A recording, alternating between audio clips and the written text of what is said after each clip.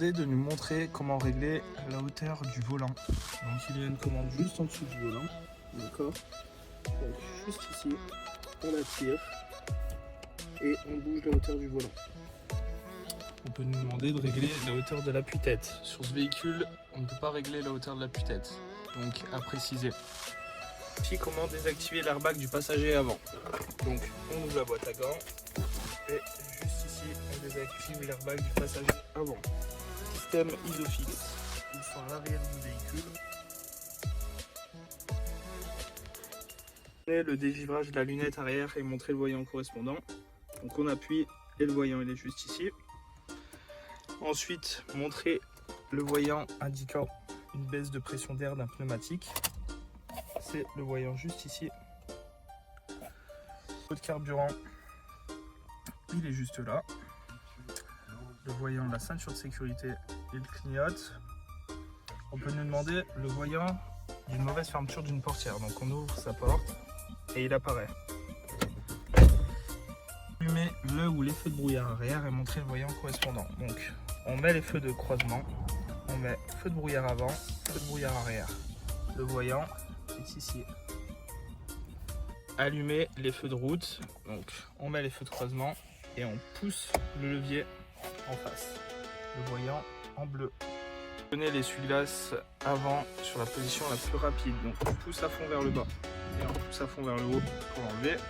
L'essuie-glace arrière, un coup ici. La position du rétroviseur. On tire la langue juste là. Le régulateur et le limiteur, il n'y en a pas sur le véhicule. Juste ici, on met comme ça avec la commande. Ensuite, actionner les feux de détresse. On appuie juste ici. Sans l'actionner, montrer la commande de l'avertisseur sonore, elle est juste là. La hauteur des feux, juste ici. Positionner la commande du désembuage avant, donc c'est juste ici. Il faut tourner sur le désembuage avant. Vous demandez le voyant de la batterie. C'est celui-ci avec le plus et le moins. Forcément, il faut mettre le contact à chaque fois. Le voyant indiquant une baisse de pression d'huile dans le moteur, c'est celui-ci. Ensuite, le liquide de refroidissement, température trop élevée, c'est celui juste en dessous. Et demander de quelle couleur est le voyant qui indique une défaillance du système de freinage. Il est couleur rouge.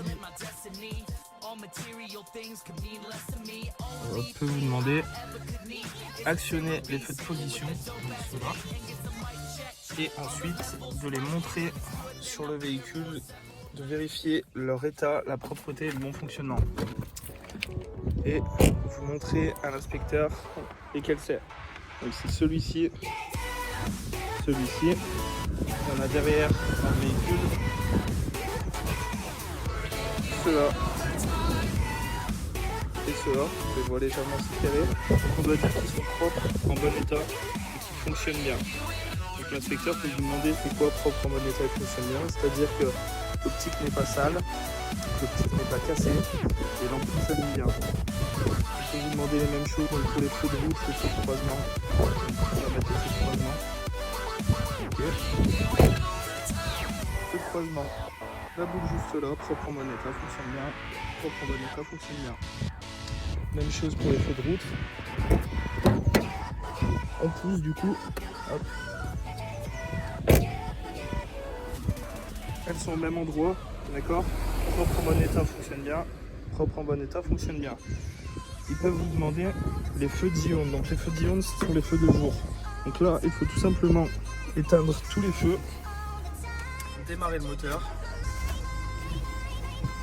et ensuite la même chose. Ils sont en bas, propre en bon état, fonctionne bien.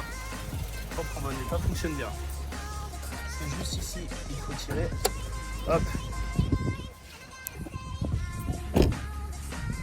En dessous, on cherche une petite tirette qui est sur la droite, on la pousse vers la gauche et on soulève. Ensuite, on va mettre ça. On cale dans le trou. On peut vous demander l'emplacement de la batterie, juste ici. Ensuite, là où on met l'huile moteur, là où on vérifie l'huile moteur, lave-glace. Niveau de liquide de frein, alors attention à bien montrer le niveau de liquide de frein. Liquide de refroidissement, Et là où on change une ampoule à l'avant du véhicule, derrière les caches des deux côtés. Je peux vous demander de contrôler les feux de détresse ou les clignotants. Donc hop, on met ce qu'on va faire, on va mettre que les feux de détresse. Nous, propre en bon état, fonctionne bien. De même ici, pareil.